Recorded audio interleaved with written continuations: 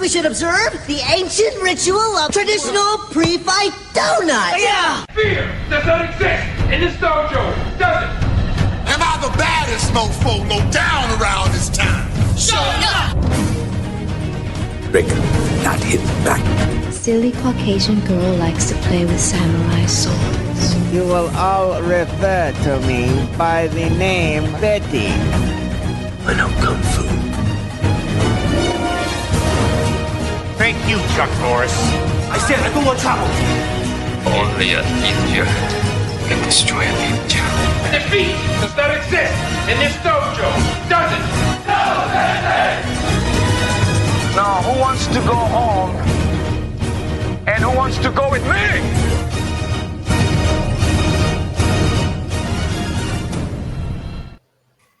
Hello, everybody, and welcome to Kickflix.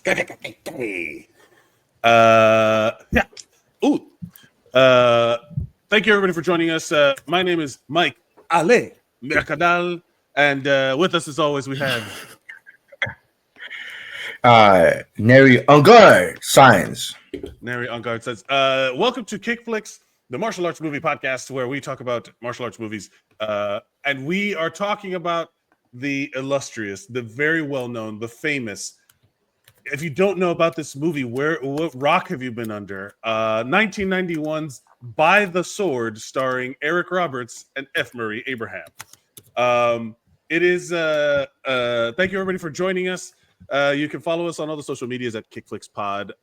We're on the GeekBro Net podcast platform, and then you can follow us individually at Mike Mercadal, at Nery Saenz. Okay. We've got all that out of the way, Nery. You're typing away furiously.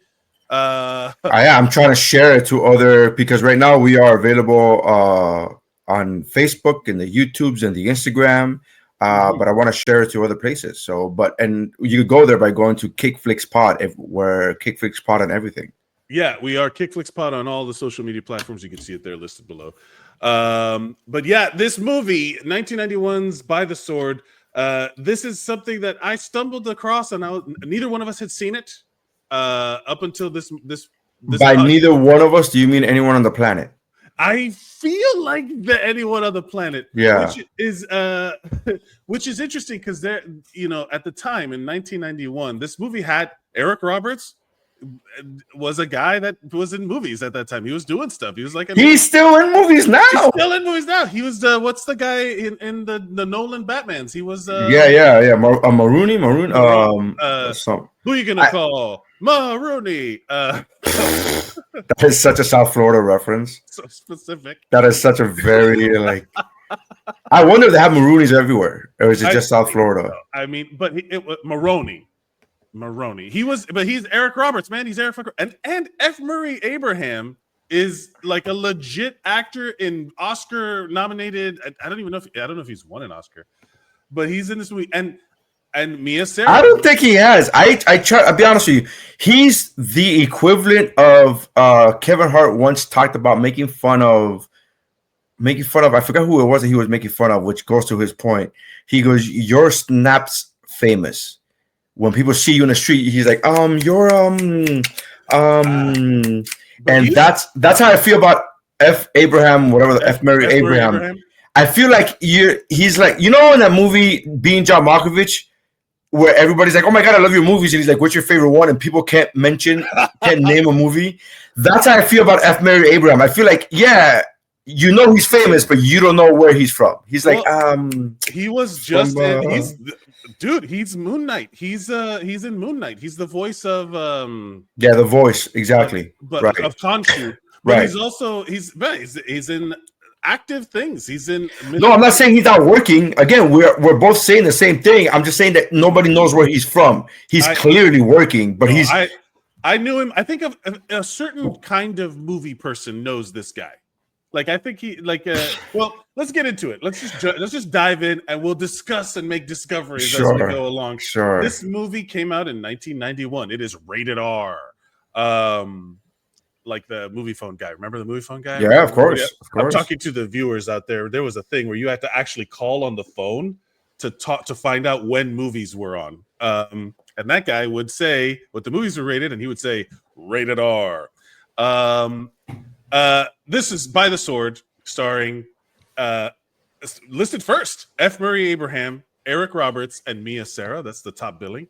It is directed by Jeremy Kagan, who I went to go look and see what else he had written, and he has not written much.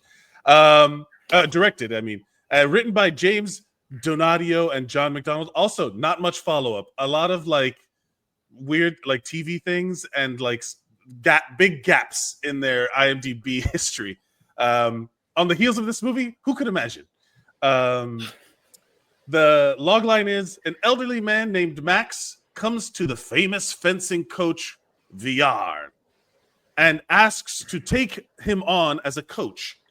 But the coach does not like his weapon technique, and he only takes Max as a cleaner. This is terrible. What a weird. That's an awful. That was bad. That's bad. That's a bad way to put it. But we'll get to all of the specifics now. As always with Kickflix movies. Can I just tell you the Wikipedia opening paragraph of this movie? Yes. It says, By the Sword is a 91 sports action film starring F. Murray Abraham and Eric Roberts as world-class fencers. Directed by blah, blah, blah, blah, blah. And then it says, still the first paragraph. Although some reviews of its 1993 U.S. theatrical release noted favorable the lead acting and action sequences, the screenplay was considered, quote, terrible. That's in the Wikipedia opening, like, front, like, hey, this is the opening thing, which I found also interesting that the movie is listed as 1991 because the release date was 91 in Canada, 1992, a full year later, October of 92 in France, and then May of 93 in Chicago, specifically Chicago. That's how not wide release this was. In 93, yeah, a fucking year and a half after the October 91 release in Canada. Look, man. They were walking from Canada to Chicago to release this fucking movie. They walked this film and hand delivered this shit to Chicago. Not all these. This was a test for us viewers.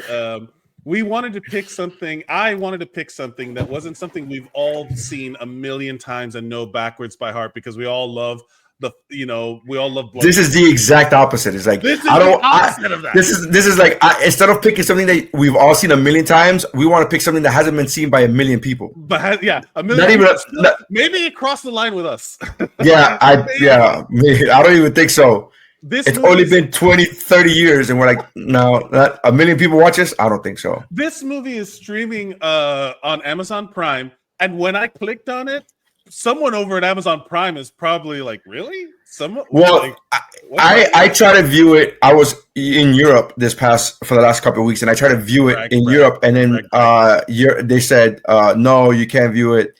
And I said, oh, is it because it's a different region? And they're like, no, trust me, you just don't want to. And then I was like, all right. You from this. the Italians, we are saving you. Do not sing By the Sword. This is, how you say shit. Did I ever tell you that story, by the way? No. Real side note, I was working on a cruise ship like 2 months ago, and there was a lot of Italians on the ship. Not Italian Americans, a lot of Italians on the ship. And there's a big distinction, and it's a factual one because the cruise director gets like all the information of like the countries of origin of people who are, and then he's like, hey, by the way, your shows might be a little light this week because we have like 1,700 Italians on the ship, like not Italian Americans, Italians, so they may not all of them understand English, so you may have light attendance on your show. Don't take it personal. I'm at the gym working out. This guy comes up to me and he's pretty jacked and he's like, and I was like, I don't know. I don't know what that means. And he was like, Italiano? And I go, no. And he goes, English. And I go, yeah. And he goes, okay, too much weight, too heavy. And I go, oh, okay, cool. And again, I'm not one of those guys that takes anything personal when I'm at the gym. I don't claim to know anything. So in fact, I claim to know nothing. So any information you give me, any technique or any advice, I take with open arms, open heart. Like, please help me because I'm just a guy who's a fat guy just trying to lose weight and just trying to get in shape. So help me. I don't know. I don't claim to know anything. So the guy was like, hey, it's too heavy, it's too much weight. And I go, oh, okay. And then he's like showing me technique. And he goes, hey, and then he goes, he's not saying that you were too heavy. No, he's saying that the weight you were doing too heavy. Yeah, I was lifting too heavy, and then he goes too much weight, too heavy, and I go okay, and then he goes and then he starts like physically mimicking my actions, and I go and he goes a technique, and I go and he goes shit. And I was like, okay, yeah. right on. And I took everybody I tell that story to, they immediately like, oh my, they get so offended, they clutch their pearls, and I go, no, I just laughed because I understood that he wasn't trying to, he was in his way helping, trying to help. Yeah, he was helping, but Europeans have no bedside manners compared to Americans, so we're like, so that's how I felt when Europe was like, hey, you cannot see this movie. I go, oh, is it because different regions? And no, it's a shit. Shit. Yeah. This again, Kickflix veterans who've been here since the beginning, and anybody who's watching this for the first time, this was a fun. I enjoyed this process, and this is again one of the times that I wish we could be watching it together on the couch. Yeah. This is literally one of those times where like when we went to go see Fan Four Stick. This is one of those times where I wish that we could just be sitting here going like, what, like just, this is exactly one of those times. This is, spoiler alert, probably not going to get rated highly. But we have to start off, did this movie meet Kickflix criteria? Is it a Kickflix movie? I mean, by sheer definition of fencing being a martial art, yes. It is, right? Like this is a Kickflix movie, so it does meet the This standard. Might actually be more of a quote-unquote Kickflix movie than The Accountant. That's right. Check out last week's episode if you wanted to. The Accountant counts. It counts. The Accountant absolutely counts, and we both love the movie. Yeah. I'm just saying, as far as criteria is concerned, By the Sword might actually be more of a quote-unquote Kickflix movie than the movie that we did last week that we both agreed was a Kickflix movie and rated highly. And the I will say this, the Kickflix criteria, it's nebulous, but basically it has to include some form of martial art. Sure. Right? Some form of style that we could point to and be like, that's a martial art. And even if you have to do the Leonardo DiCaprio and go, there it is. Yeah. There it is. There's a martial art. That's what happened in The Accountant. We're an hour and a half in. There it is. There's a martial art. There's a martial art. There has to be some form of training montage. That does have to happen. This doesn't happen in this movie, so I don't know if you want to recant that. No, there's training montages, multiple. No. I will tell you. I will get to it. I will get to that because I was like, because I was literally like, is this again up to debate. Yeah. And then it has to be something that there will be some sort of competition or something. Someone has to be trying to win above somebody else. Okay. Is that not a Kickflix criteria? I don't think so. I don't think the tournament needs to be a thing. I think the tournament. Yeah, you're saying a competition. I mean, it's sort of like that. Two people will have used the martial art against each other at some point. You know what I mean? Like it can't just be like ballet or whatever. Like it can't just be katas. There has to be some fighting. Okay. What? Again. It's fluid, baby. It's fluid. The definition is fluid.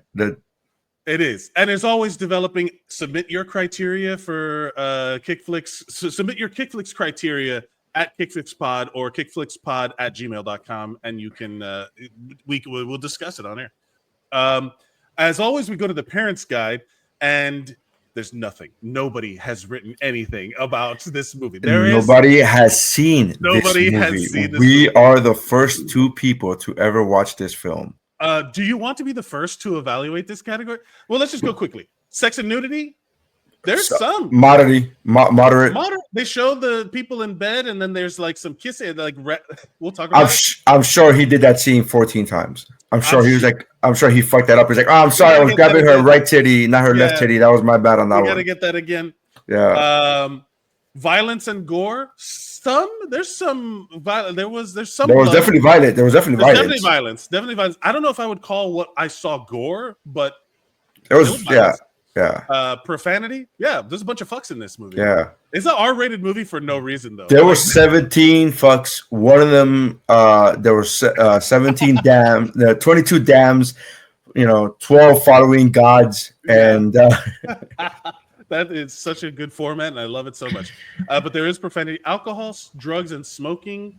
There is some drinking, I think. I think they're smoking. I think they're smoking cigarettes. But I don't remember. I don't even remember drinks, alcohol. Remember? Honestly, he takes like in his office when he's doing his like brooding office. Eric Roberts is doing something like investigating papers. He has a drink. I wonder where this falls in the Eric Roberts like fondness movie. Like I wonder if he goes, man, I wish that movie would have done great because I love that movie. Yeah, everybody has. Every big actor, you talk to them later, like they interviews will come out and they have some movie from their past that they wish that they have. That some people express it, some people probably don't. But there've been interviews with like, Tom Hanks.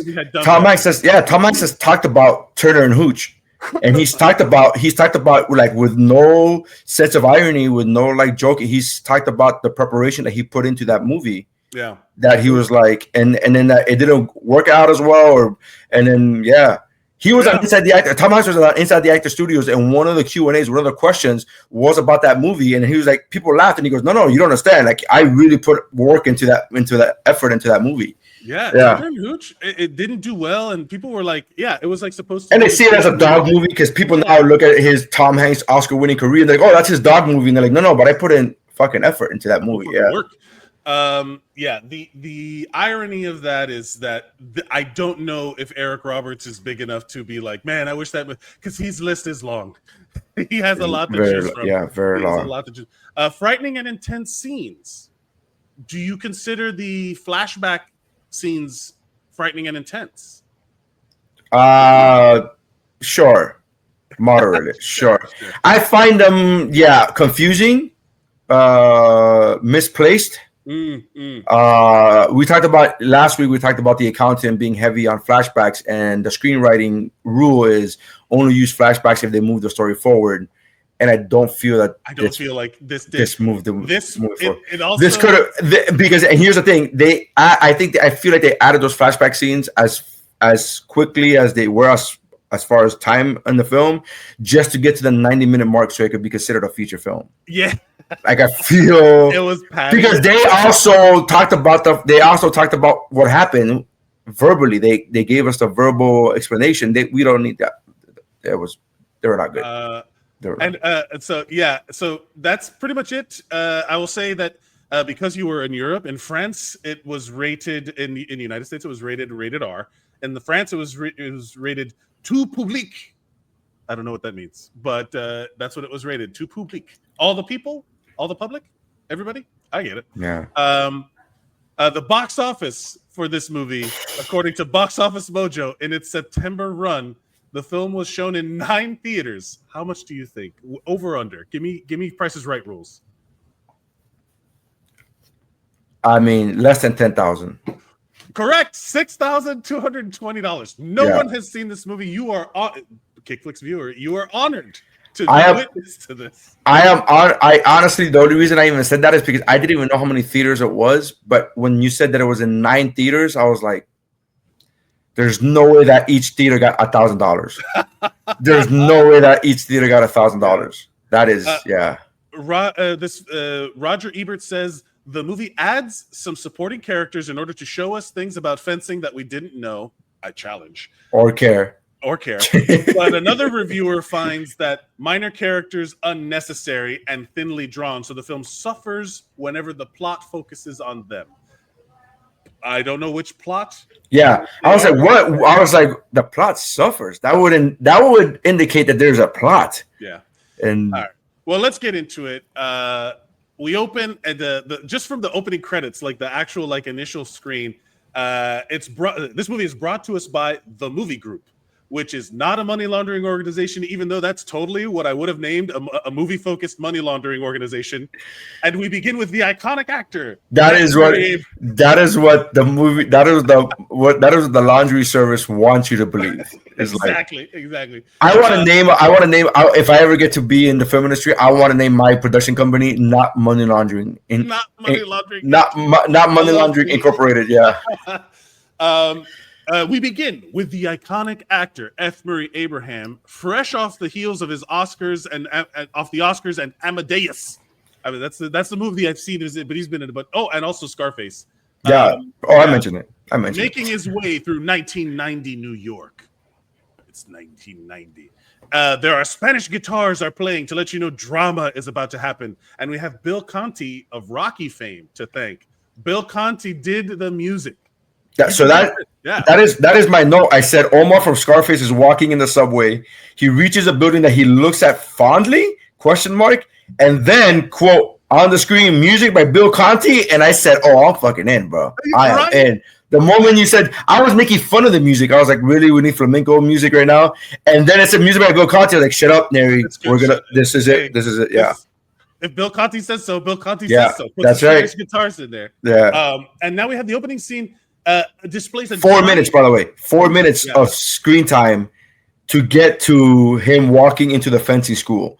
Yes. They literally show us in real time his travel from the subway through the streets of New York. There was this is all just to get to the 90 minutes. I don't even know what the actual runtime of this movie is. It's 1 hour 33.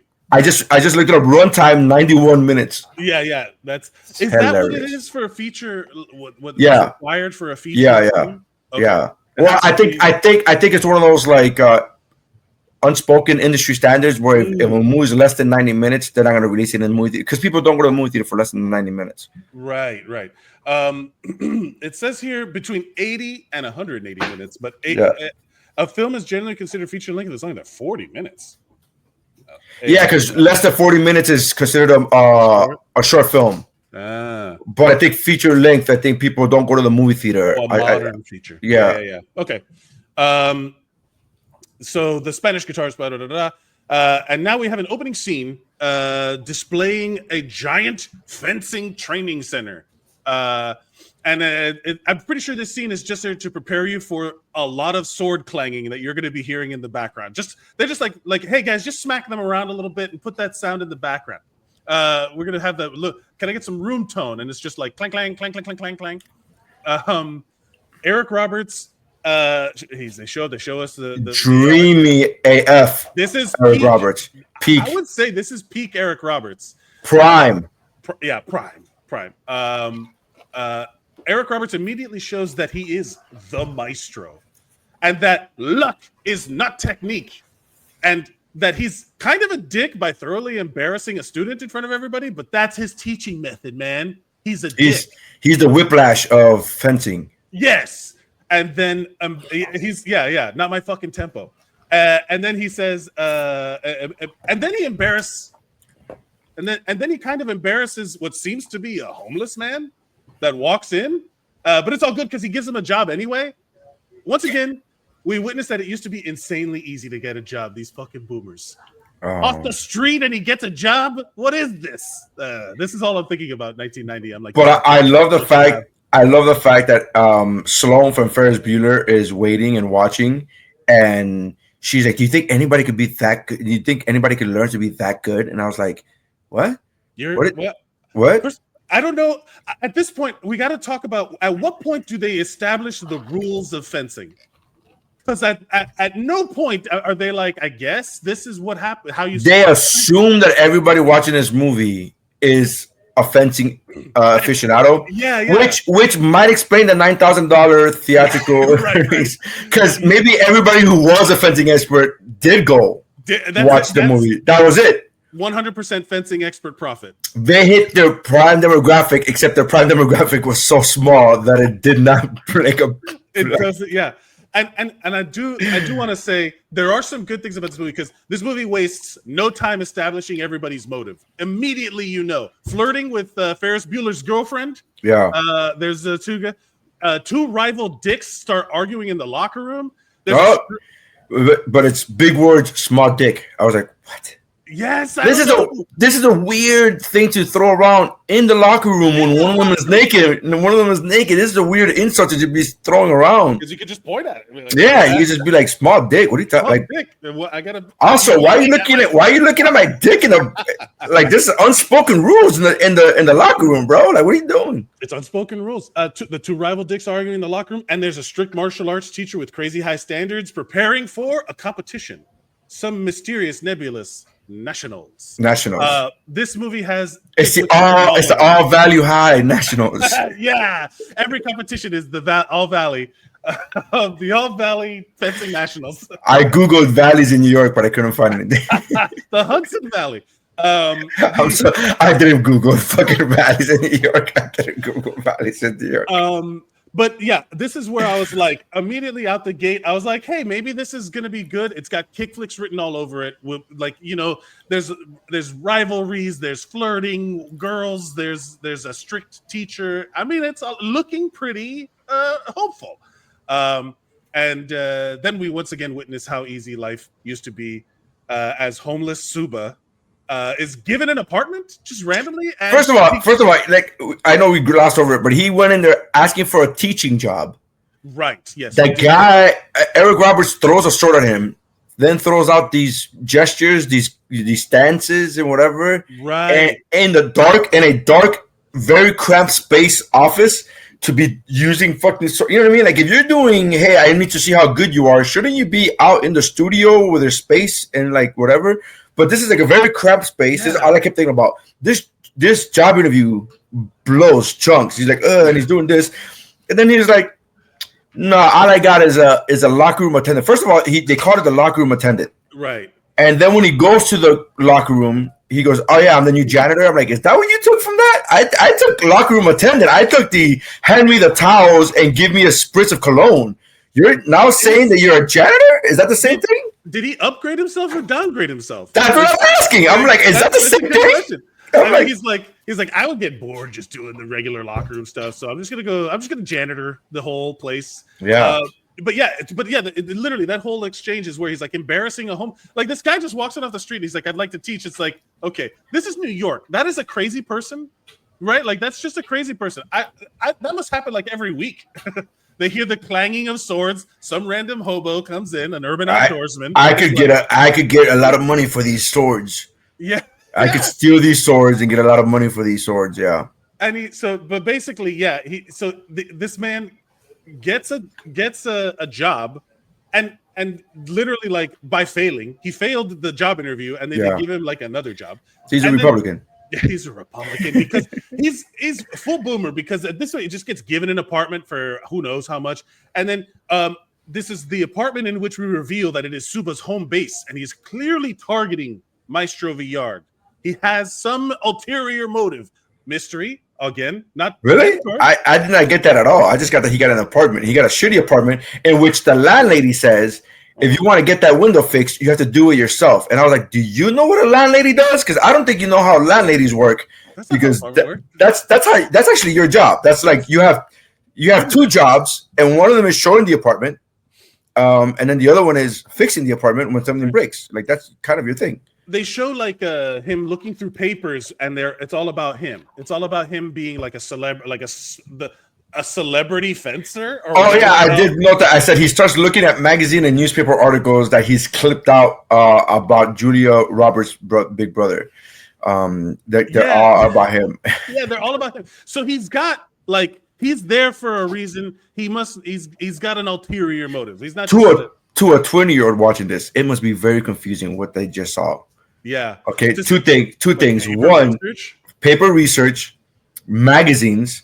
And so you have to, not only do you have to understand, you have to explain to a 20-year-old what a magazine is, but then you have to explain to him that there was a magazine specifically about fencing. Right.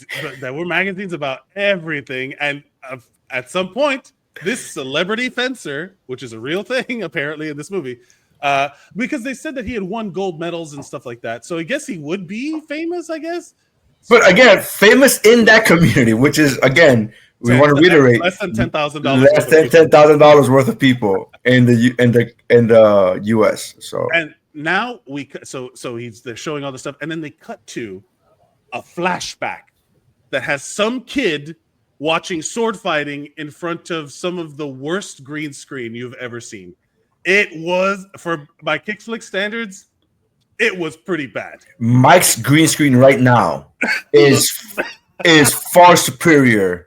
Is Avengers Endgame level CGI compared to this, Yeah, and then so you see a kid watching two fencers, but they're not dressed in the standard fencing gear. They have like capes and shit, or like it's weird. And the whole thing is like, oh, what's going on, man? Let's add some mystery. Again, not using flashback to propel the story, using flashback to confuse the shit out of people. That was my opening note, by the way. My very first note was nightmare scene, ? Flashback ? Guess we'll find out later? ? This is one of those moments where, like, when I watch a movie with my wife and she's like, who's that? And I'm like, I am also watching this for the first time. I don't know. Guess what? I've already seen the movie, and if your wife would ask me right now, I'd be like, I've seen the movie, and I also don't know. I also don't know. But this is one of those moments where I was like, come on, buy the sword. Give it to me. Feed me. Tell me the story you want to tell. I'm not going to prejudge. But yeah, it was like a hard right turn where I'm just like, what? Ooh, this looks terrible. And then I'm like, also, what the fuck is happening? And then, but here's what I'm still giving the movie credit, right? Like, I'm like, come on, buy the sword. Much like an expert swordsman, the movie wastes no movement on extraneous nonsense as it pierces us with lightning quick exposition. The dudes are macho, the girls are targets for flirtation, and everyone holding a sword is hyper competitive as the threat/promise of the Nationals is in the air. At no point do they explain anything about fencing. They're just like, here's everything that's going on. We got no time. And I'm like, hey, buy the sword, slow down. We have time. Explain the rules. Give me some foreplay. Like, nah. Yeah. Because at this stage they show like all of the like the training, and you get like all of the dick measuring stuff that's going on. And then there's like, yeah, I'm the best. No, I'm the best. And then I'm gonna get the girl. No, I'm gonna get the girl. And then it's like, well, who's going to go to nationals? And it's like, all right, this is formulaic a little bit. Okay. But I love the fact that the girls mistakenly walk into the guys' locker room, which is, by the way, only divided by lockers. The guys and girls' locker room is only divided by lockers. Yeah. And I love the fact that Sloan from Beverly Hills, from Ferris Bueller, walks in, and all the guys are like, woo! And I was just like, oh God, like this is so. Wow. Okay. Yeah. It's great. Remember, 1991. We can't, or 93 ish. Question mark. We don't know. And yeah, but it doesn't waste any time. It's showing us all of these things very quickly. Sure. Maestro Villard demands the best of his students as he establishes a rivalry between Hobbs and Trebor, not Trevor with a V, Trebor with a B for some reason. As Suba provides tips and tricks to Mia Sara's, that's the Ferris Bueller's girlfriend's Erin. Erin is her name. There's some Italian last name. It hints at more beneath the surface than meets the eye, or something. He's hiding something. I love the fact that they were like that the maestro has his own signature, like when they do the whole thing. And as someone who knows next to nothing about fencing, and by the way, the only thing I knew about fencing going into this movie is that in the Olympics, fencing is one of the few sports that there is no weight class. That's the only thing I really knew about fencing, really. Yeah. And which means that Mike could be going up against his wife in fencing in the Olympics. Like, there's no weight class. It's just like if you weigh 300 pounds and if you weigh 110 pounds, you could be going up against each other. There's no. And if we follow Maestro Villard's techniques, we both might just get there. You know we both might get there, right? So I knew nothing about this. I knew next to nothing about fencing, but in my knowledge of nothing about fencing, I understood that his signature was an N. That's it. That's all it was. Well, yeah, there was, because there's the whole salute thing. Yeah, the salute, right? That's a salute, and it's just and she couldn't understand it, and then that's what happened. It makes me so. This is what made me laugh, because I was like, why is Max Walker from Time Cop? Why is Max Walker's wife not understanding that you could just do an N, and then she had to like take this guy's like, hey, just to let you know, up and then down and then to the side. And she's like, oh, I get it now. And I'm like, man, you are in fucking trouble. You can't get this. You are in trouble. She goes there specifically. The first scene when Maxuba goes in there, she also is in the first scene. That's when they meet for the first time. She's like, I would like training, please. And it's also like one of those things of like, are people just allowed to like walk? Like, is this guy that elite that he still just lets anybody come in off the street? Or is it like he just needs it's like, all right, it's well, yeah, you gotta pay the bills. If you're a boxing trainer and you're training Canelo Alvarez, you still take anybody off the street. You're not gonna personally train that person because you're busy with a champ. But you have employees who would, and then you have that whole thing about like train here. This is where the Olympics train and the blah blah blah. And we'll take you $30 a month because I'm not gonna train you. Yeah. So she's there, and she becomes kind of like a little focus for Max Suba to show his teaching abilities, because he does have a guy, right? Like the Viard, Eric Roberts does have a guy. Yeah. He has Gallagher, is his name, Mr. Gallagher, as his second in command. Danny, yeah. Yeah. And no, his name is Danny. That's why I'm like, all right. I go by last names. I feel like it's more. Sure. No, I go by whatever I can spell correctly. I knew I could spell Danny. But he does. So, like, I also wonder if, like, Mr. Gallagher feels about, like, you let this homeless guy come in off the street? And he was like, I'm going to be the janitor. What's good? He's gonna. Oh no! How dare you? How dare you hire this janitor without my consult? Like that's all right. Whatever. Fucking hire the janitor. But it's true. It is true. Spoiler alert. There will be teaching more later. But yeah. So Viard has his suspicions because he sees him teaching. He's like, "There's more there. I have to scratch the surface." We establish character moments as the students leave training and walk the streets of New York in the most 1990 outfits I've ever seen. We walk and talk. They establish some flirting and some jealousies, and everybody's doing that thing. I think this is the part that they were talking about. The reviewers were talking about. We're like, who gives a shit? Show us the other guys. Easy for you to say, buddy. We need 90 fucking minutes. But yeah, and then we cut to Suba showing us, the viewer, that he's dusting off some old master cobwebs. Like they show him in, he's like training and he's like stretching and he's like. Well, the first one made me laugh because in the studio he tried to do one lunge, and he's like falls, and then Danny, the other teacher, is like, "Hey, if you want, I'll help you," and he's like, "Leave me alone, I'm just rusty."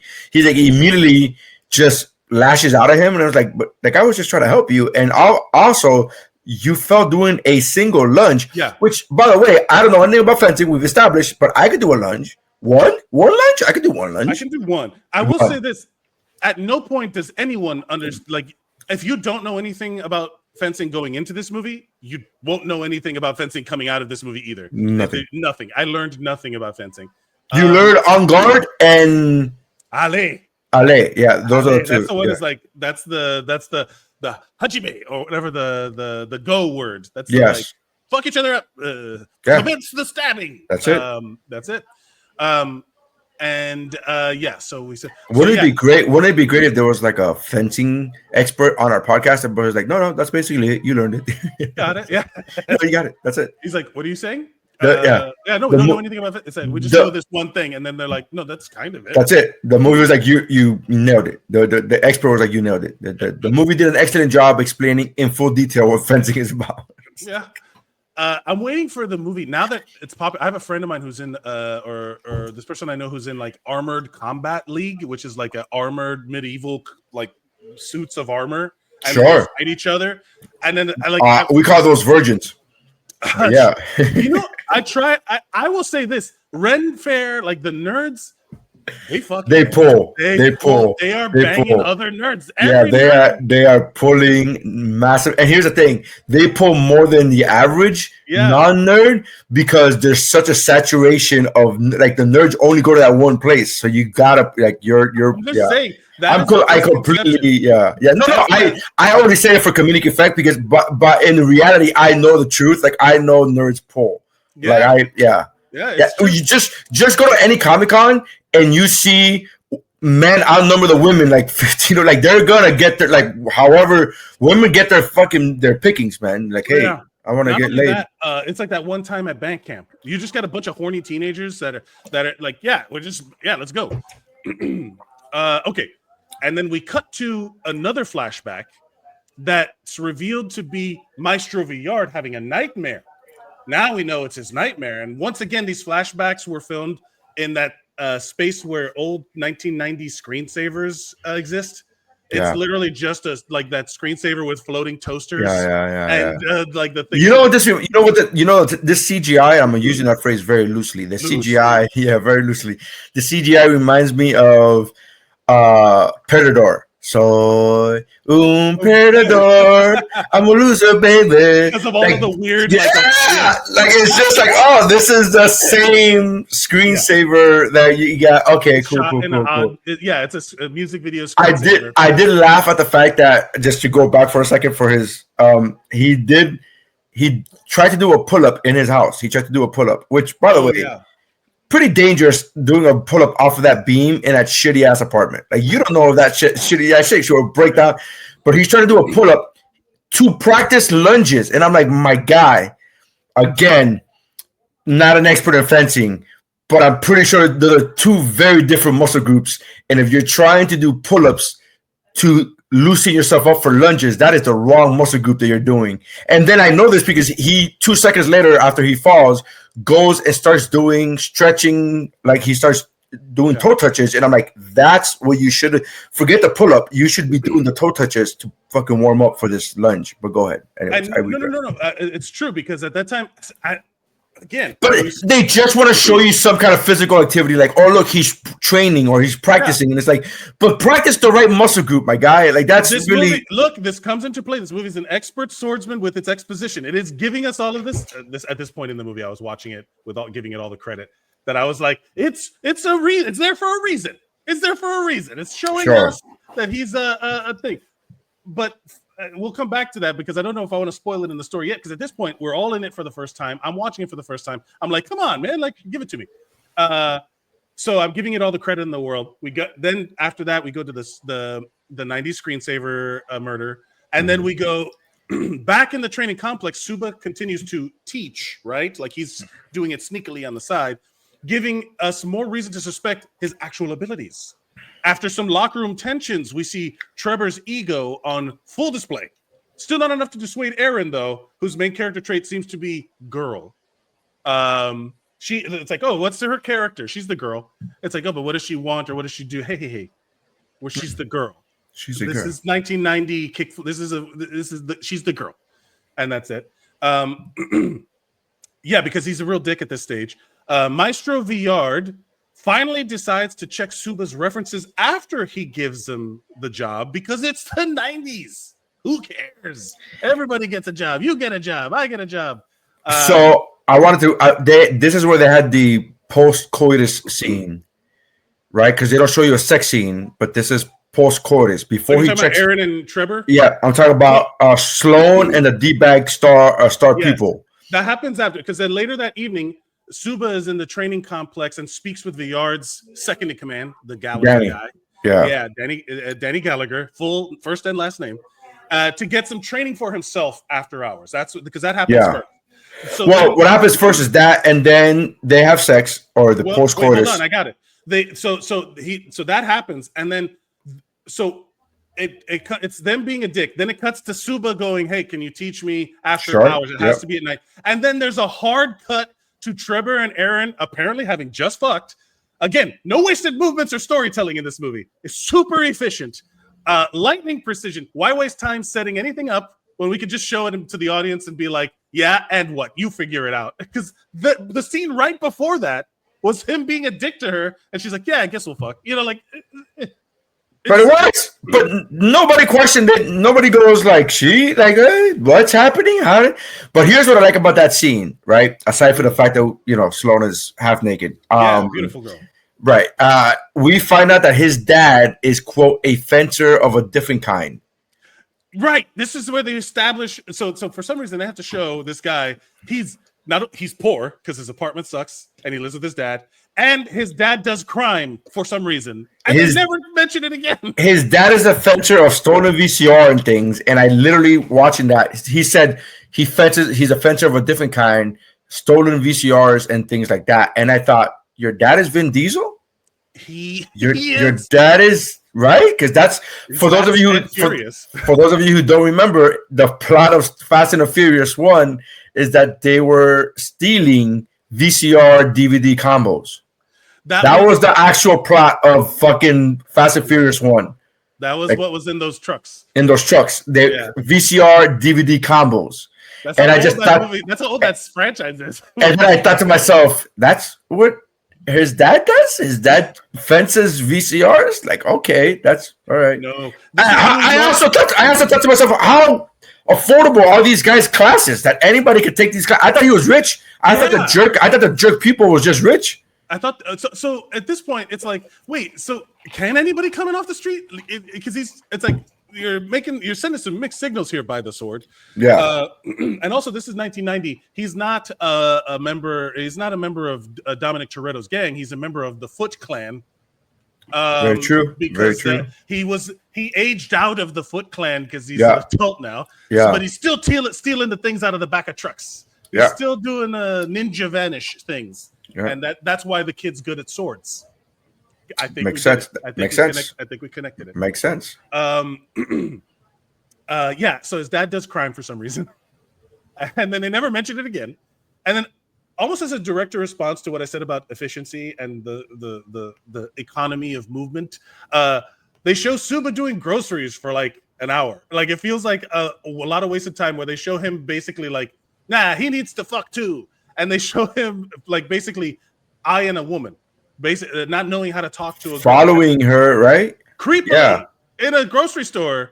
And which by the way, very underrated place to meet women is a grocery store. Sure. Yeah. Because it shows that you know what food is and how you know what ingredients are. I think that's an important key. Because it's like, does he know how to cook? Well, I think it shows if you're a guy, it shows women who are, you could see if they're like buying food for kids, and you could kind of tell like that's where I would go. If yeah. I'm trying to see what like if I ever become single again, my dating app is gonna be Instacart. Like that's my dating app. It's gonna be like hey, why not? That sounds like a plan. Hey man, if she buys one roll of toilet paper and like you know what I mean, and one roll of toilet paper and some Oreos, it's like, oh, you're single. That's where I'm homing in on. Yeah. Also, not planning ahead enough to buy one roll of toilet paper. You make bad decisions. You're for me. You're for me. Yeah, I got you. Back in Viard's office, Viard makes a discovery. His dad knew Suba, his dead dad, to who he has a shrine of his dad in the studio. Yeah, it's his dad's old studio, and he took it over. Or whatever. Yeah. I said Eric the Snake Roberts pulls his dad's records for 5 years. Luckily, the second page of the first year, he finds Max's name on it. He pulls the record, like physical record books. This isn't like computers where you're searching. He pulls 5 physical record books, and they're like long ledgers. It's not like little books. It's like long ledgers. And the second page of the first book that he pulls out, he finds Max's name on it. I'm like, oh, thank God. Here, take these other 4 books back. I got it on my first one. This movie wastes no time. It cuts to Suba training with Danny Gallagher. And we learn that Viard apparently forced this guy to choose between fencing and his children. Basically, you have to commit or whatever. You have to give it all. Fencing must take all of your life. And now he's demanding the same from Trevor. He has no compassion. He's really close to strike hard, strike fast, no mercy, sir. In this, same note too. I wrote that later on. When he verbally says it, he verbally gives him a like, strike hard, strike first. And then we get to see our characters out in the city doing training and through like if they're shooting in New York, maybe they'll do it. It's like they're a light jog training session. He's like, hey Trevor, come with me, and we're going running. And then, so I wrote this down. I said, I wrote this down. It says, after watching, first of all, Max falls off a ladder. That's right. And then he yells at Eric Roberts, blame the ladder. And the whole time he blamed the ladder, he was like, "The stupid faulty equipment. You wouldn't give your students faulty equipment, whatever." And I was like, "Sir, you were on the top of the ladder, and we all know the top step is not a step. It's not a step. It even has a thing. And even says a thing. It actually has. I think you're the reason why it has that picture now because this is 91. I'm assuming ladders had this in 91, but if they did it, you're the reason they have it now. Yeah. Like it's not a step. Why are you doing a step? Not a step. But it was funny. I was like, well, I think it goes to show his anger. Yes. And his uncontrolled rage. Wink, wink. Foreshadowing. And then after watching the top student and Sloan kiss, Eric takes the star pupil Jimmy and tells him that he cares, quote, too much about other people and he wants him all to himself. And I'm just like, that's the message you got is that this piece of shit, I mean, they do little in redeeming character for this guy.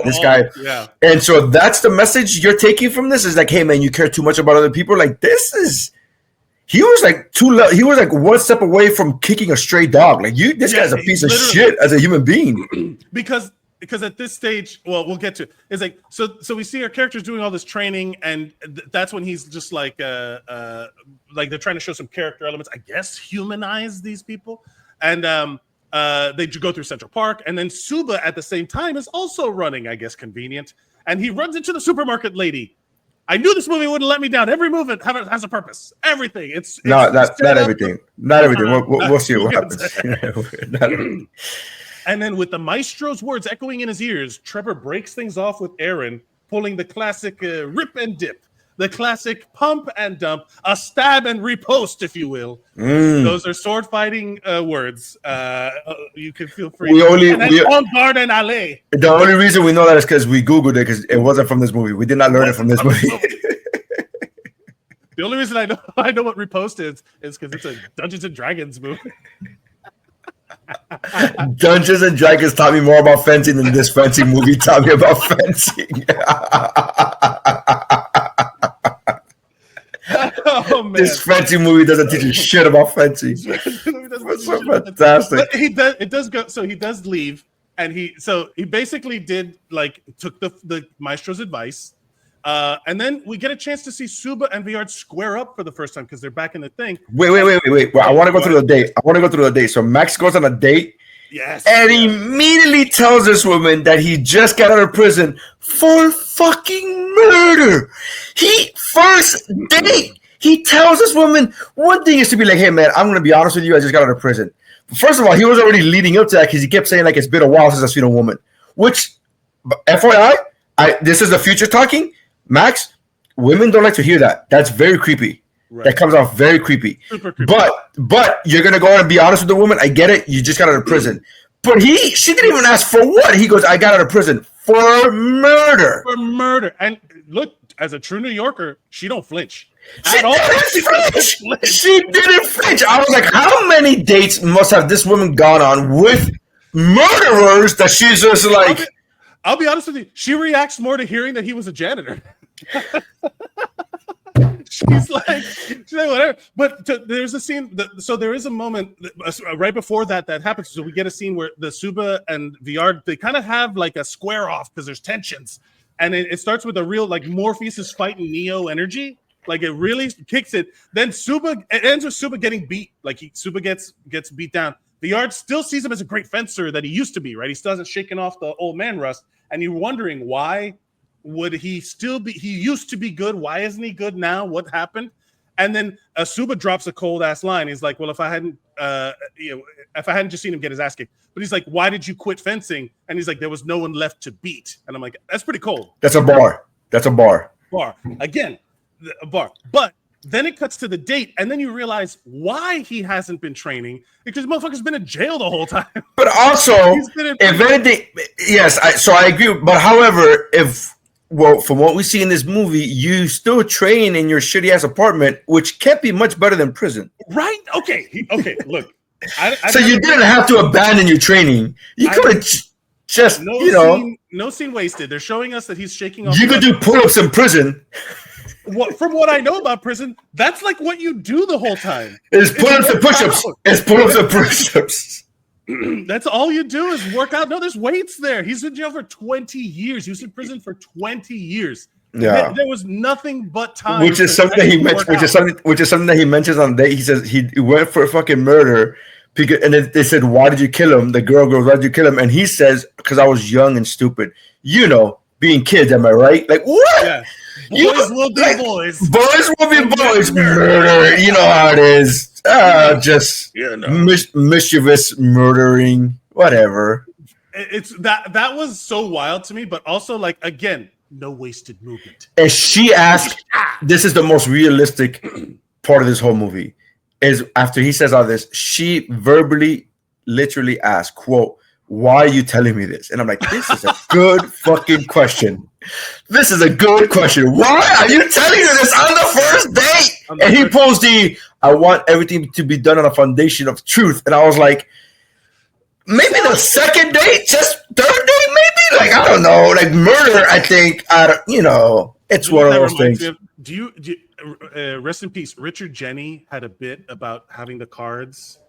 Did you ever see? You know no, Richard Jeni. I don't really know Richard Jeni, yeah, but I didn't remember. It's like where you have your crazy cards, like all of your like your red flag cards, or I forget how he phrased it, but then you put them out on the first date. You should just be forced to like. It's like, oh yeah well. I'm actually, you're not the only girl I'm seeing other people, and the woman is like, I'm schizophrenic, I am other people. Yeah. And it's like dropping the thing. This is like his version of that. Maybe but he's playing by himself because she's just like, okay, right. She's like, guy, I'm just trying to get laid. Please don't give me any reasons not to fuck you. The only thing on her deck is like, I'm not good at plumbing. Like that's all she has. Like that's all the only card that she has is that. Like that's crazy. Okay. Well, let's get back. So at this point in the movie, I have no idea who to root for. I don't even know who the main characters are. I don't right? Like you don't know who's it. What's going on? I legitimately believe this whole time that the main character was Eric Roberts, and maybe that's just my recency bias because he's the bigger star now.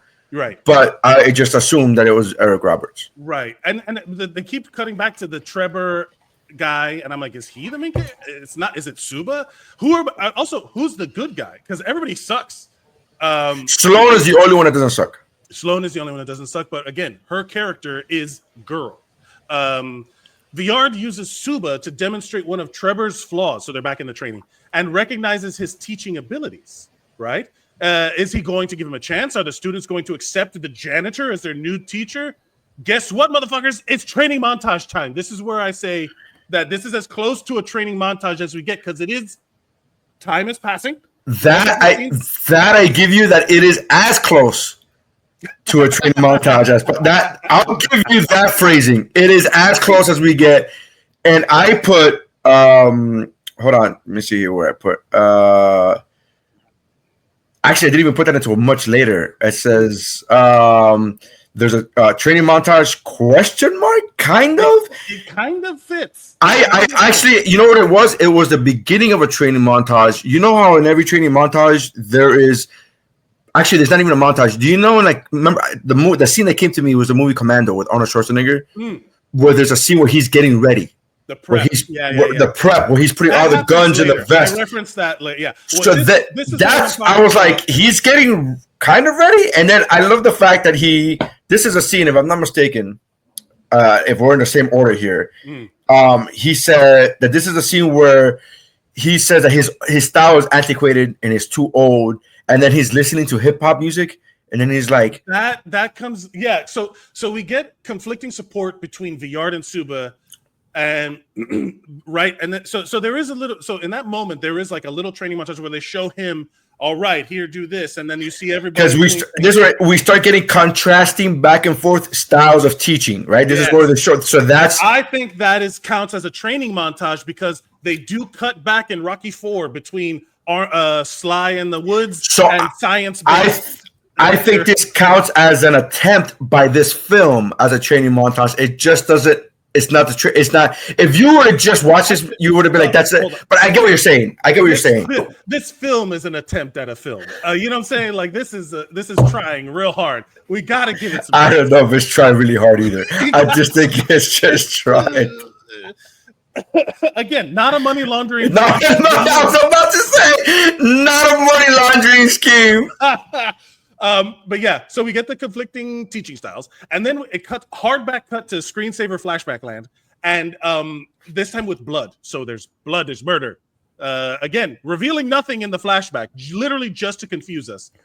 Suba's confidence builds as a teacher as well as a man courting a woman. He's banging, he's really getting confident with his lady, and then there's back to another. Wouldn't you feel confident if on your first day you go, "Hey, I murdered somebody," and she was like, "Cool"? Like at that point, you can do no wrong, my friend. You are good to go. They're feeding each other, right? If you tell a girl I murdered somebody and I'm in a prison, she's still like, "Yeah, all right, let's." On the first day, that's a very important piece of information. Yeah. I don't want to make it seem as if I'm anti-communication or honesty in a relationship.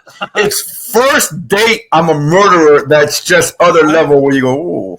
I don't want to make it sound like I'm anti-murder. So there we get it. So only way if you murdered when you were a kid, because kids do, kids. Yeah, you know how kids are. So there is another little quick montage. Again, these are very borderline montage. We could define it however we want. And this time it's showing us the different teaching styles between Suba and Villard. Apparently, Suba's old-fashioned style includes dance choreography, karate chops. And I literally put hip hop. Like it's just like it was 91, and they were like, "Hey, this hip hop thing is not going away." So every movie has to include some kind of hip hop in the background, and we got to put hip hop. Once again, in this scene in Kickflix, we get a martial arts bitch slap. We get it. This movie has it. So this is we're right in the Kickflix territory. The bitch slap has now turned into the Star Wars losing of the hand thing, where in every movie there has to be a hand. There has to be a thing. Because Suba's instead of using swords, they're using their hands like this. Yes. And then they're going king, king, king. And then he gets him. It's like Suba lands one on Villard, and Villard takes it so personally that he has a full-on shirtless sword fight freak out in the shadows. He crashes out so hard, and he's like, he must have felt that slap in his soul because he goes, whack! And then he's like, "Oh, you got me!" And then he's like mad later. He's like, even better is that when he got slapped, he just laughed, like by himself. Like, that hurt him in his soul. Oh my god! You know what I mean? It's if anybody's ever been to an open mic where you see a comedian bomb and then they start laughing on stage, and you're like, "Oh, this is not going well. This is not going well." Like he's trying to play it off as if like, "Oh, this is great move, ha ha ha! You got me, ha ha ha!" But it's like, "Oh no, you are." Then at night, I would go and have a sword fight freak out in the shadows of my training dojo. The rival dicks are squaring up again, and Villard tells Trevor to fight dirty. In the exchange, Trevor accidentally / intentionally stabs Hobb in the leg, and it's giving sweep the leg Johnny vibes, but Trevor's feeling guilt. He says, "There's no such thing as a fair fight." That's a fucking quote from the teacher. There's no such thing as a fair fight. And then he gives another quote: "Accidentally make a late hit and make it hurt." And then I was like, "Strike first, strike hard, no mercy?" Question mark. Cobra Kai? Yeah. This is Cobra Kai, man. It is, and you can even see like when Johnny feels guilt when he tells him to sweep the leg, he's like, "I don't know." The star pupil stabs the guy in the leg, and then he gets told, quote, "Don't you dare regret what you did." And I was like, "Oh, John Kreese is in the building." Now he's not the hero. Like nobody's the hero. Everybody sucks. Or at this point, we don't know how bad Max sucks because maybe he was killing someone. But he murdered somebody because he was a kid, Mike. He didn't say self-defense, right? You're right. So we can't give him that great. In fact, he went the other way. He didn't even try to be like, "Hey, man, I didn't mean to do it," or whatever. He's like, "I was a kid and I regret it so much. I changed my name." And it's like, that's hiding an identity. That's actually you're just trying to get away with it. That's actually legal by felony. Like, does your parole officer understand this? Because you got a job based upon false information. You should disclose that you murdered somebody. Yeah, you should probably do that. You should tell it's like if they find out, you're gonna get fired. Yeah. I've been meaning to talk to you about that. Things escalated very quickly. I've been meaning to talk to you about that. You stabbed somebody with a Triton. Like that's somebody with a Triton. Next, we get a scene with Max and Villard when they close shop. Villard reveals that not only does he know that Max is the man who killed his father, and that he's kind of okay with it. He's also describes the way a sword enters a body like very hornily.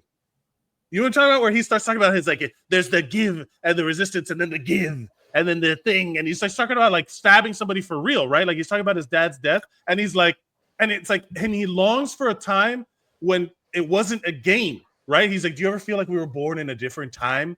And he's basically one of those obsessed, those like weebs. Great response. Great response by Max. Do you ever wish that you were born in a different time? And Max says, no, I'm fond of indoor plumbing. And I'm like, yeah, the best. That is the best response. But this is a version of, so like these guys with their sword fighting stuff, they're doing stuff that's not relevant now. You don't need any of that, right? So as soon as he says that and he's like all horny for like the past, I was like, I think of every one of those nerds online who's like has samurai swords from the mall and is like, well, you were going to the gym, I studied the blade. That's what he sounds like in that moment. He's one of those dudes that he's like, actually in Japan they do this and whatever. It's like he's like that, but for Europe, I guess, for Italy or whatever it is. And he describes his respect for his father's murderer. I admire best. The best of the best. And that's when we get like the reveal, right? But he knows that it's him, right? But and at this stage, I don't think he does at this point. I still think that he's doing. I don't know, because later on, to spoil what's going to happen in the next scene, he immediately goes, "I know who you are. Don't ever come back." And like, why would he? Okay. So why? So yeah. So that because these are my notes as I'm watching, right? Sure. So again, we have that exchange. We cut back to the PlayStation 1 cutscene flashbacks, and this time it's Max dreaming. It's Max Suba dreaming, and he's also getting laid because, dude, man, life was so much easier in the 90s. This guy crushing it at life, right? Straight out of prison, apartment, job, getting laid. This is like, come on, boomers! Don't ever talk to me about how millennials have it easy, you fucks. And also the cab thing, which the guy tried to steal a cab, and I was like, whoa. And he's like, hey, get out of here. Man. Yeah, he's got his car. I thought anybody could see that scene and be like, oh, this is a useless scene. And he goes, no, this is actually important. This actually he shows you how Max has his confidence. Yeah. Like Max got his groove back. Yeah, he's banging again. He's fighting again. He's got the power. It's just the power of pussy, dude. The power of pussy. Like, it's just so great. Like, he's just like this reluctant. Like, I don't know how to speak to women. I murdered a guy, and they're like, cool. And as long as the pussy doesn't care that you murdered a guy, he's like, yeah. And like, so like, yeah, I'm the shit, man. All right, that's so great. So back in the full training session with all the students, Villard announces that everybody gonna fight everybody up in here. He says that they're having a full salle, like the salle is like the French dojo, and they're having a all full tournament with everybody, pitting Max's students against his own to see if daddy killing translates to a teachable skill. Later, the winner gets to go to the ever mysterious nationals to represent all Valley Nationals. All Valley Nationals. And then it cuts to that scene again because Villard is still apparently investigating Suba for some reason. Yeah, right. Like because it didn't have Google. But I thought at this point he knew who he was, and then he goes for some. And I guess fencing maestros also have access to like every document ever, and they can just be like, "Hi, I'm Maestro Villard," and they're like, "Oh, sure, Maestro Villard. Yeah, of course. What documents can I get you?" And he gets all the documents. What microfiche can I find for you? Exactly. Good reference, dog. He discovers that Suba isn't really Suba. Suba died? Who is Suba? Yeah. Also, I've said Suba so many times during this show that it's lost all meaning. Suba. Yeah. And also, you're wondering, is that the name? Was that correct? Was that Suba? Is that Suba? But are you for Suba today? What the hell is the point of that scene? Did you know? Did you figure it out? I didn't figure it out at all. And then that's why I said earlier when you like everything that comes up, remember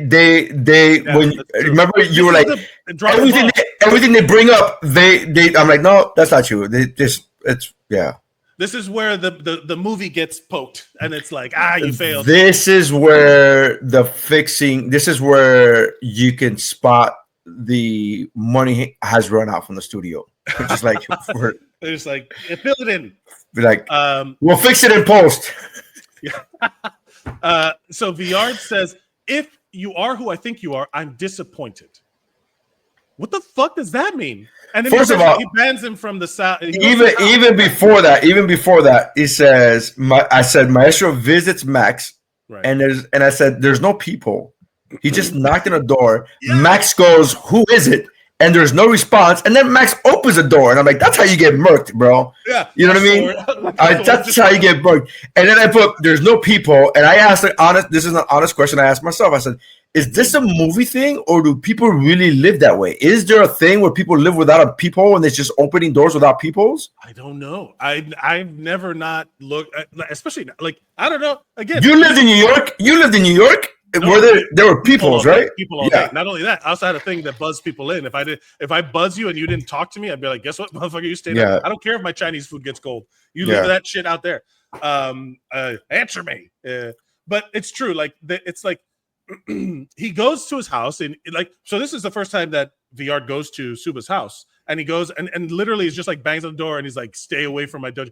Why wouldn't you have just waited until he tries to come to the dojo and just be like, get the fuck out of here? Like, this is I'm okay with him going there going like, hey, because I don't want, as somebody who's gonna, if you're gonna get fired, fire me before I get ready for work. That makes sense to me. I'm okay with that. I commuted all the way over here. Yeah. Fired? Fuck you. You saw how long it took me in the opening credits. You saw it took me 4 minutes to walk. You saw that, man. Yeah, just do me the favor. Just fire me before. Yeah. In 1990 New York, it's dangerous out there. Yeah. But then he says, "There's 6-foot turtles out there in trench coats." Like, come on, man. The Ninja Thief clan that's set up shop in the Lower East Side. But he says, "If you are who I think you are, I'm disappointed." And at this point, I thought he knew, and then he bans him from the thing. And then it's like, but what about the tournament? Like that was the first impulse. And are we supposed to know who he is? But he knows already. At this point, he knows. I think he knows. I think he knows at that point. Which is hilarious to me, and it's contradictory because he's like, if you are who I think you are, I'm disappointed. He's like, but I thought you like winners. I thought you like I thought you respect the best. Or is he pretending to be the guy that killed? I don't know. At this point, the story just kind of unravels. Falls apart. It just falls apart. Yeah. But thanks to Bill Conti, the music kicks in real hard, so we know that things are about to get real serious. And then we see the students getting ready, strapping up Rambo style. This is where I wrote an hour and 15 minutes in, and we get our first quote unquote kind of montage. ... But not really. This, I don't think it's a montage. This is the strap up scene. This is and it comes to the shoe and the foot. But that's a more of an action movie trope. But I challenge that the earlier scenes that I referenced as montage were montages because it is a. I challenge that they wanted it to be montages. I just don't know if it was actual montage. But regardless, I'm okay. I'm here for it. This is the Rambo strap up, the Commando strap up. Sure. There's a tournament to determine who will be representing Cobra Kai at the Nationals. Is where I put. It's 100% Cobra Kai. I wrote this ESPN. I wrote ESPN voice. And now it's time for some sweet fencing action as we finally get what we've been waiting for the whole fucking movie about fencing, a fencing tournament. Yeah, and I still don't know how any of it works.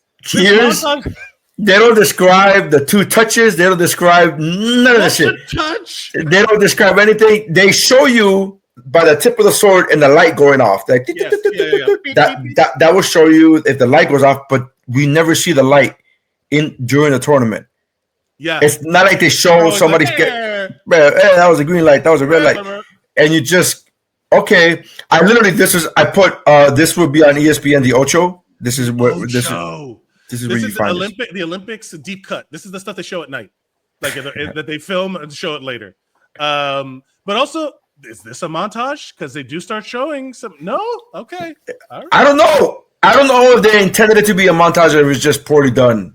So I don't know the students are fighting each other, and that's the whole point: is that everybody fighting everybody. And then, Suba walks in, and now it's time for the lovers' match. Finally, they get win, and the competition's happening, and now Trevor and Aaron, something Italian. I didn't write it down. Fettuccine. Aaron Fettuccine. Fettucci. So Max tells Aaron to use her brain to combat his brawn. His passion. That's right. And I'm like, that sounds like something losers say. Then he says to her, use her smaller size to her advantage. And I'm like, that is also something losers say. He's smart. Shit. Yeah, it's like you're smarter than him. It's like, so you're saying that he's bigger, stronger, faster? Yes. Now use that against him. How? You're the teacher. You never taught to teach us how to do that. Remember your hip hop training. Remember your hip hop karate chops. She scores 2 points. So I guess it works. Also, someone wrote that in a script. I guess also, like, I don't know how the points work still. So sure. Also, he had 4 points. So is this best out of 7? What is best out of like 9? What is this? He had 4. It was 4-2 at one point, and the match still wasn't over. So are we doing this? It wasn't best out of 3. It wasn't best of 2. Like you have to get 5. How do you know? That's what you know what? Fair point. That was my assumption. I don't really know. I think those are the rules. And they said that if you get touched more than 2 times, you're still not going, because they gave him like extra difficult parameters. Yeah, of course. He is the star or whatever. Because he's Johnny Lawrence. Yeah. And then he pulls some, and then because Viard gives him the nod, right? They sweep the leg. Johnny, sweep the leg, yeah. To the girl that he fucked that girl and left her because this guy told her to, right? Let's not forget that already happened. She learned all about his criminal father and he was very vulnerable to her. And all of a sudden now he's like, fuck you, bitch. And he takes her out like full on, like just tackles her. And I don't know if that, again, maybe legal in fencing, maybe not. I don't know. And then real look what you made me do vibes, like real abuser shit, where it was like, I wouldn't have had to do it if you would have just let me beat you. And then it knocks her to the ground, like really hurts her. And now, what we're finally all here for, I guess, because at this point it's kind of all falling apart. A challenge is issued. Suba grabs the Daddy Stabber 3000. He says, "Are you challenging me to a duel?" Yes, bitch. Yes. He grabs the Daddy Stabber 3000 from the Dead Dad Shrine and straight up offers to see if bitch runs in the family. And we're like, yeah. Yeah. The student, by the way, so Max challenges John Kreese to a duel with live rounds, no practice, right? No practice. They fight.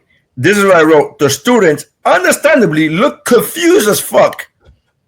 Yeah. Not a single word from anybody. Not a single person goes, "Why are we doing this? What is happening?" Okay. They just go along with it. They're like, "Well, forget the tournament." Yeah. So now we get a lot of movie sword fighting, which is different than literally all of the sword fighting we've seen the whole time. So with a lot of clanging and slinging of swords, Suba's dropping lore about his father and how his father actually beat young Suba, but dropped his guard, and that's when he killed him, straight up confessing to murder. But since he already did his time, I guess that's okay. Like, you can just walk around and be like, "Yeah, I fucking murdered somebody." What are you gonna do? Put me back in prison? No, he actually what they didn't show is that Suba was writing a book. Had I killed that guy? If I would have killed that guy, this is how I would have done it. And then, so there, inarguably, some like intense sword fighting action. No soundtrack, perfectly quiet. But that's what I'm saying. So quiet, uncomfortably quiet from everybody. Like, we get it, man. Clinging, clanging. We get it. Play some fucking music. And then it says, Blade Cross. That Bill Conti had already got his check. He's like, "You want another song? You got to give me more money." They're like, "No, we can't." Spanish guitar? Fuck off, man. I gave you all I got. Give me more money. And they're like, we gave you all the pesos we got. We gave you all. Blades are crossed. Stabs are stabbed. Cuts are cut. They fight all over the cell, and no one interrupts them. Not a single person goes, "Hey guys, call the police. This is crazy." Nothing.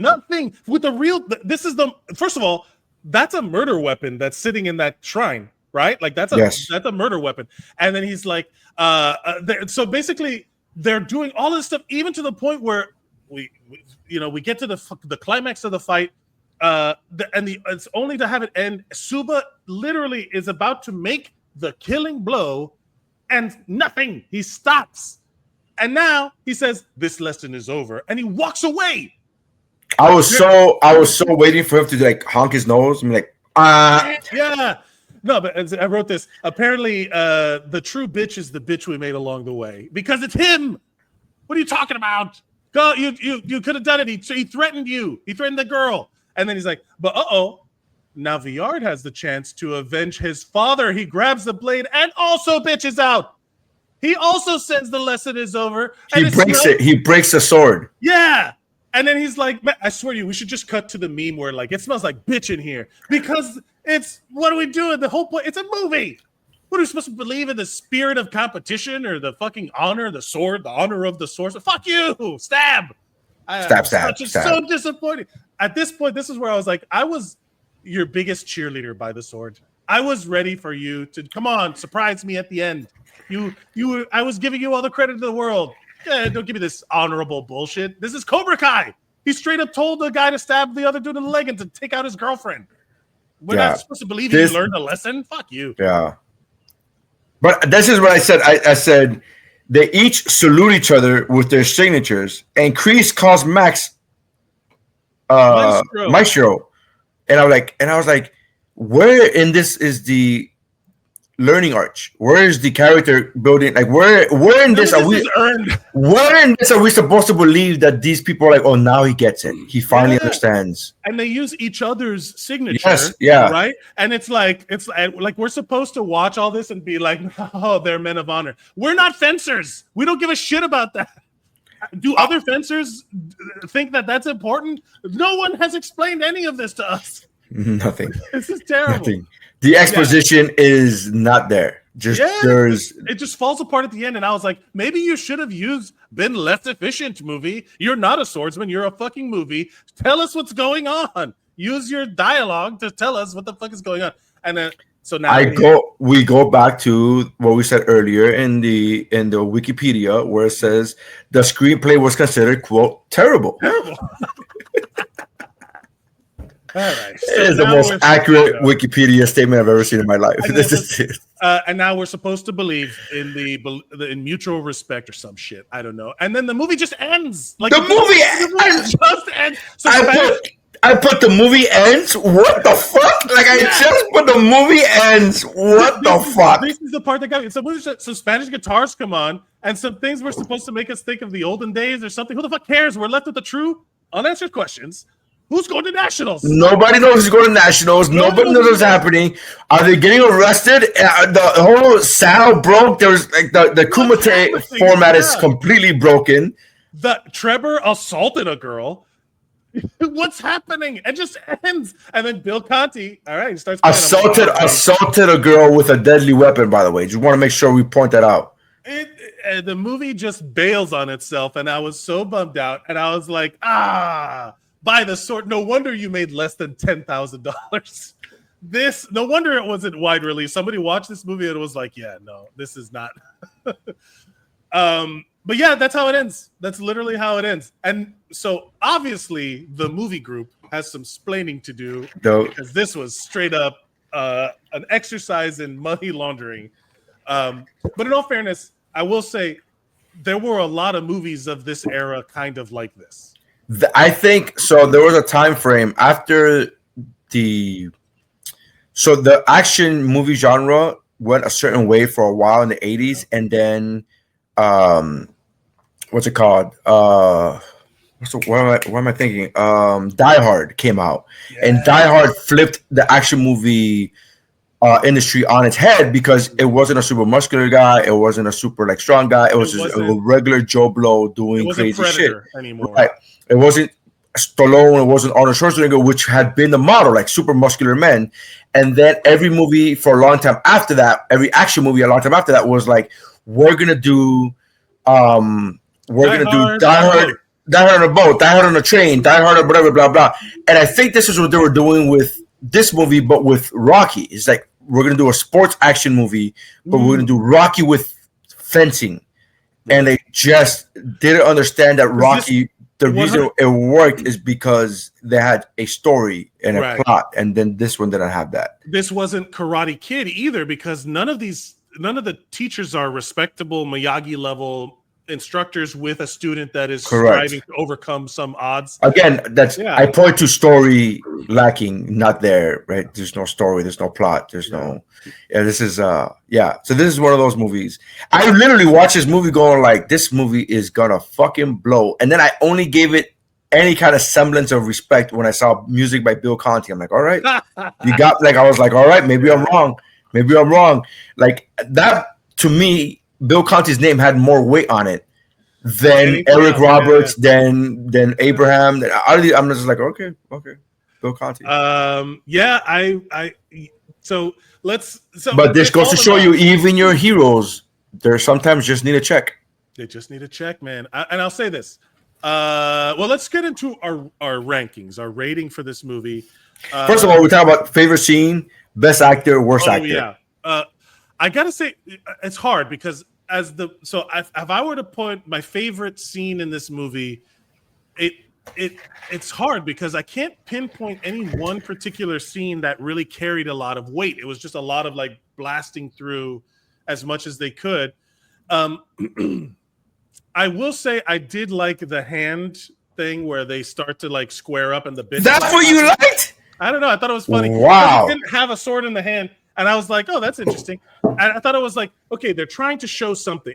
I was your favorite movie, your favorite scene in a movie called By the Sword is a scene without a sword. Yeah. Interesting. And that's all I'm saying. Interesting. Okay. I'm not saying it is my favorite. I'm saying that's the first one I thought of, but I'm like, there's no way that could be it. I'll say this. I think my version of the training montages where they show the differences in the hip hop karate shops versus the Save the Last Dance. Yes. The Save the Last Dance fight scenes, fight training is probably. I did it. I was like, oh, montage, and I was like, okay, because then it starts to build momentum, and you think it's going to go somewhere, and it doesn't. It's like, okay, but yeah. So I guess that would be my favorite scene where they really like show Suba getting his groove back. Yeah, sure. This is difficult because in a movie, by the way, I didn't even hate this movie. I don't even hate this movie. There's other movies that we have watched on this show that I'm just like, I hate this movie. Yeah. And you're gonna hate me for this, and I'm not saying it's as good or better or anything, but I kind of enjoyed this movie more so than I did Iron Monkey, and I know that's crazy talk. No. I get it. But I enjoyed it for different reasons, I guess. I acknowledge you full well that it's not a good movie, but I will say, if I have to think about my favorite scene in what would be my favorite scene? I think the cab scene is my favorite scene in the movie. Oh, yeah. When a guy tries to steal his cab and he's like, hey, get out of here. It's one of the only times you see the people interacting with the world. Yeah. Otherwise, they're always just kind of like dealing with each other. They don't interact in the world in any way. And that's kind of like the first time you see anything, any character dealing with something in the world. I guess that's what I'll put it. But yeah, it's true. It's interesting. It's odd. So it also, my favorite scene in the movie called By the Sword is also a scene that has no sword in it. No sword. It wasn't even metaphorical swords. There were no metaphorical hands. There was no nothing. There was just get out of here. It just showed the power of pussy. And I'm very interested in that. I'm very interested in the power of pussy, not just the power itself, but sociologically, I love how people react. I love watching people's behaviors change when it comes to relationships and being in like, it's like, wow, you really do. Suba was one step away from being Garth in Wayne's World when he starts banging Kim Basinger, and he's like, my woman likes me in cologne. He's like full. He goes full transition into from being like, take me, Garth. Where do you want me to take you? To being like party on with the bubbles. That's funny. I'm telling you, the power of pussy. What is your ranking for this movie if we were to rate it? All right, so this is going to be this is my first time I'm going to give 2 ratings because the movie itself is not what I'm rating here. I'm rating whether or not, because the movie itself was a 1 out of 5. Yeah, because it's not a good movie.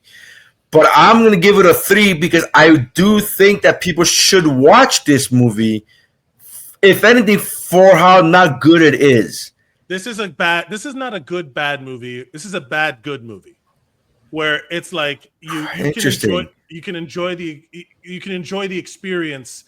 This is, so I'll say I've 100% aligned with what you're saying. This is the movie that you need to watch with somebody else in the room. Yes. 1 star by yourself, 3 stars with another person. Yeah. I would give it 3 on guards. 3 out of 5 on guards. If you're watching it by yourself for the sake of watching a movie that inadvertently is a comedy, but wasn't supposed to be a comedy. Yeah.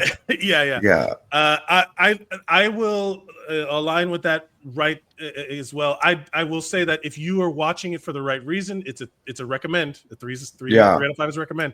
But yeah, I give it 3 daddy stabbers out of 5.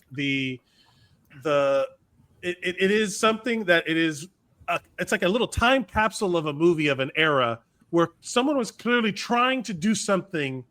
This is the most inspirational. This is one of those very inspirational Hollywood films where you go to yourself, if you want to make a movie, this is proof that really anybody can make a movie. Just make it. Just do it. And I'll say really, it doesn't mean anybody's gonna watch it. Yeah. Because as we saw, nobody watched it. But nobody watched it. If you want to make a movie for the sake of making a movie, you could do it, man. This is proof that you can do it. This is very inspirational. This is if a tree falls in the woods, does it make a sound? If you make a movie and nobody sees it, it's still a movie. You still made a movie. You created something, and you're right. This is kind of inspirational because it's easier even now because I can make a better quality film and audio on my fucking phone. On your phone. There are kids on TikTok that have better quality special effects than that dream sequence shit that they have. Oh, I changed my ranking. I wanted three 90s screensaver flashbacks out of 5. That was so. I was like, oh my god, this looks terrible. This is terrible. It was terrible. And if you listen to the previous episode of this podcast, we specifically talked about flashbacks, and flashbacks. It's like a script writing standard. It's a rule of script writing. Only include flashbacks if it moves the story forward, and this is a prime example of it not doing that. Like, this does not move the story forward. We got all the information about him killing his dad from spoken verbal conversation. We did not need those flashbacks in there. Dream sequences. Those dream sequences. I will tell you right now, this stream is as long as that movie. And much more entertaining. Much more. I've got to be honest with you. Shout out to those actors because I got to be honest with you. I find it very difficult to find a bad performance in this movie. I know it sounds crazy. There are not bad performances in the movie, but the movie's bad performance is by its writer. It's not by the performers themselves. It's such a weird thing. The writers literally went on to go do nothing. Like, there's literally they have 0 future writing credits. That guy John McDonald. I think it's because he was in the mob. I'm telling you, man. Money launderers. Canadian money launderers. But yeah, with that said, it is a 3 PlayStation 1 cutscenes flashbacks out of 5 for me. If you're watching it with another person, otherwise it's 1 shirtless sword fight freak out. Listen, guys, it's on Amazon Prime. It's free. You want to know how bad this movie is? The Amazon Prime video is in 4:3, but with the letterboxed. Yes. Yes. You notice that too? I'm watching this on my 75-inch TV, and it's smaller than you could have watched this movie on a TV from 1991, and it would have been all the same quality. Even better. Same quality. Oh man! Thank you everybody for watching. If you had enough time, wait, we got to talk about what movie we're going to watch next week. Oh right, I'm sorry. I apologize. So yeah. Ahead, I got excited that we reached feature film length. Yes. So Nery, your pick. It's your turn for the next pick. My pick was this because neither one of us had seen it. That was my connection. That was my suggestion. And, all right. So my connectivity thread, my daisy chain. I'm daisy chaining off of the fact that nobody saw this movie. And because nobody saw this movie, my pick for next episode is going to be 2021's Nobody by Bob Odenkirk. Ooh, that's a good one. Again, oddly of Kickflix movie. Like, it's not it's not overtly a Kickflix movie, but it is a Kickflix movie. Yeah.